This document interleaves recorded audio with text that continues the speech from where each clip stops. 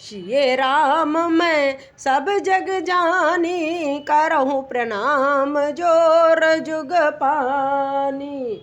श्रीमद् भागवत का तीसरा अध्याय। श्रीमद् भागवत के तीसरे अध्याय में पंडित जी ने कर्मयोग का महत्व समझाया। कर्म का महत्व भगवान जी ने बताया। कर्म करना मनुष्य का स्वभाव है और कोई भी प्राणी कर्म किए बिना नहीं रह सकता। श्री कृष्ण भगवान जी ने निष्काम कर्म करने की सलाह दी।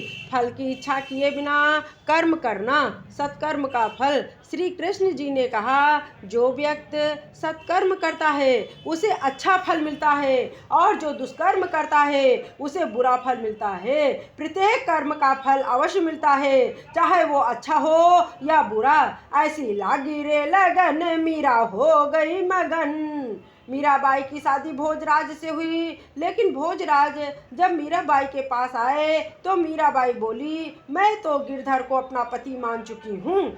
मीराबाई के पति चुपचाप ये सुनकर चले गए। एक बार मीराबाई के देवन ने घसीट कर मारा। मीरा कुछ नहीं बोली। मेरो तो गिरधर नागर और न कोई। राणा ने विष का प्याला भेजा। मीरा हंसते हंसते उस विष के प्याले को पी गई। मीरा को बाल बाका भी नहीं हुआ। उसका देवर राणा देखता रह गया। मीरा दीवानी हो गई, मस्तानी हो गई। ब्रह्मा जी ने 10 ऋषियों को पैदा किया, जिन्हें मानस पुत्र भी कहा जाता है। इनके नाम हैं अग्नि, अंगिरस, पुलस्त, मारीच, पुलह, क्रतु, भृगु, वशिष्ठ, दक्ष और नारद। इनमें से कुछ विवाह इस प्रकार हुए।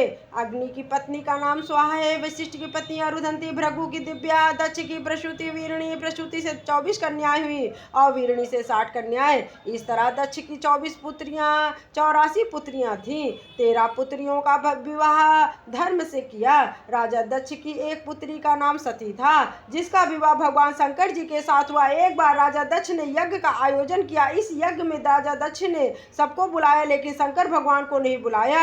एक बार शंकर भगवान और दक्ष के बीच में विवाद हो गया। इससे रुष्ट होकर दक्ष ने सती को नहीं बुलाया। जब माता सती को पता चला, पिताजी ने बहुत बड़ा यज्ञ रखा है लेकिन मुझे नहीं बुलाया, इससे सती बहुत दुखी हुई। माता सती ने शंकर जी से बताया, पिताजी ने बहुत बड़ा यज्ञ रखा है, मैं जाऊं? भगवान शंकर ने मना कर दिया। सती बोली, भाई, माता पिताजी के घर बिना बुलाए जाया जा सकता है। शंकर जी बोले, हाँ, जाया जा सकता है, लेकिन पिताजी मुझे द्रोही मानते हैं, इसलिए बिना बुलाए जाना अच्छा नहीं होता है। माता सती बार बार जाने की जिद कर रही हैं। जब भगवान शंकर जी को पता लगा कि माता सती मानने वाली नहीं है, तो नंदी से बोले, जाओ माता सती को यज्ञ में ले जाओ। जब माता सती यज्ञ में पहुंची तो क्या देखा कि भगवान शंकर जी का कहीं भाग नहीं निकला है। इससे सती बहुत क्रुद्ध हो गई और हवन कुंड में कूद पड़ी। जब भगवान शंकर जी को पता चला तो रुष्ट होकर माता सती के देह को हवन कुंड से निकाला और तांडव करने लगे। माता सती के जहाँ जहाँ अंग गिरे वहाँ शक्तिपीठ कहलाए। शंकर जी ने वीरभद्र को भेजा। वीरभद्र ने राजा दक्ष के सिर को हवन में डाल दिया। दक्ष माफी मांगने लगे। दक्ष पर बकरे का सिर लाकर लगा दिया। बोलो भोले बाबा की जय। राजा दक्ष ने 27 कन्याओं का विवाह चंद्रमा से किया। चंद्रमा शिव रोहिणी से ही प्यार करते थे। दक्ष ने चंद्रमा को बहुत समझाया, लेकिन चंद्रमा नहीं समझे। दक्ष ने चंद्रमा को श्राप दे दिया। चंद्रदेव क्षय रोग से पीड़ित हो गए। चंद्रमा भगवान शंकर जी की शरण में गए। शंकर जी ने श्राप से मुक्त किया। बोलो शंकर भगवान की जय। शंकर भगवान बहुत दयालु हैं। वो थोड़ी पूजा अर्चना से प्रसन्न हो जाते हैं। अब हम आप लोगों को मनु के बारे में सुनाते हैं। मनु के 2 पुत्र हुए, उत्तानपाद और प्रियव्रत। उत्तानपाद की 2 पत्नियां थी, सुनीति और सुरुचि। सुनीति से ध्रुव नामक पुत्र हुआ और सुरुचि से उत्तम नामक पुत्र हुआ। एक बार ध्रुव पिता की गोद में खेल रहे थे। इतने में सुरुचि आ गई और ध्रुव को गोद से उठा लिया और नीचे बैठा दिया। ध्रुव दुखी होकर दौड़ते दौड़ते माँ के पास गए। माँ बोली, पिता की गोद से बढ़कर भगवान भगवान की गोद होती है। जाओ भगवान की गोद में जाकर बैठो। ध्रुव घर छोड़कर वन की ओर निकल पड़े। रास्ते में नारद जी मिल गए। नारद जी ने मंत्र दिया।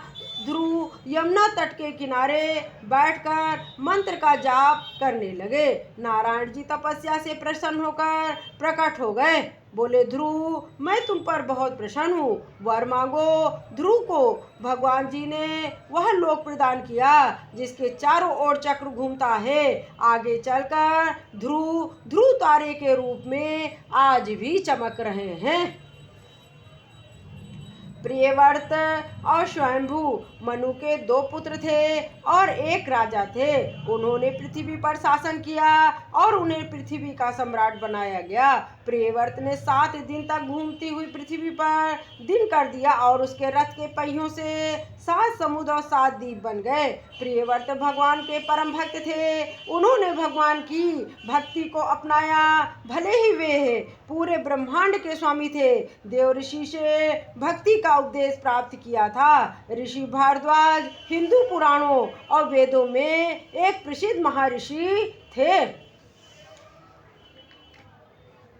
अब बताओ भैया, भारत देश का नाम भारत कैसे पड़ा? राजा दुष्यंत और शकुंतला के पुत्र भरत का जन्म कर्ण ऋषि के आश्रम में हुआ था। भारत एक महान चक्रवर्ती सम्राट थे जो अपने पराक्रम और राज्य विस्तार के लिए प्रसिद्ध थे।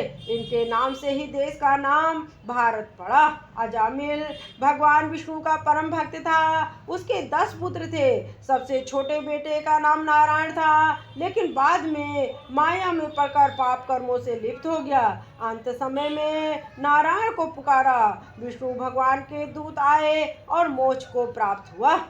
गणिका एक वैश्या थी। उसके पास एक तोता था और वो सुबह शाम राम राम कहता रहता था। गणिका इसको मंत्र को रोज सुनती रहती थी। नाम के प्रभाव से गणिका पाप से मुक्त हो गई और भगवान के धाम को गई।